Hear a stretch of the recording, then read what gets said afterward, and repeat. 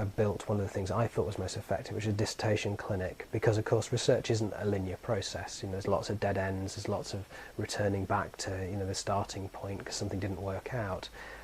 That can't be predicted. That's very much dependent on the student and the project. So I wanted to create something that could support them in those situations. They didn't feel alone, and also realise that some of the problems they're encountering are very generic. It's just part of research. And to free up time for our tutors, so that rather than handling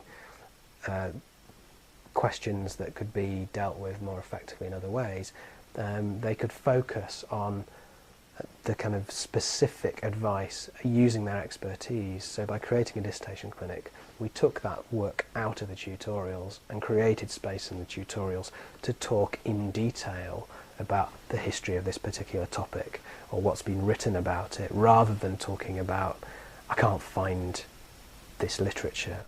Well, the dissertation clinic was inspired by going down the library and trying to get a Hayes manual for my car, and looking in the back of it and looking at how that was structured and thinking to yourself, this makes perfect sense. You start off with the symptom, which then takes you to a diagnosis and then prescribes a kind of treatment. And I thought, well, actually, this is the way students manifest problems with their dissertation. They have a problem or a feeling which they don't quite understand why they have it. They seek help, and then they go and see a member of staff who prescribes some form of treatment.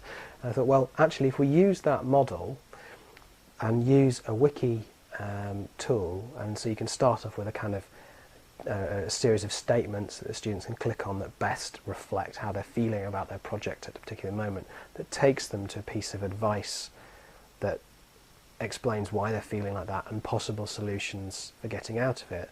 That it seems much more user-friendly. I mean, it's very difficult sometimes to go to information that tells you this is how you design a project, this is how you do this, that or the other. That isn't naturally the way to consult it. It's best to go for the symptom and then lead through that to diagnosis and treatment. So that's how I tried to organise it, and also how I badged it, why I badged it the dissertation clinic, which is little clunky, but seemed to work.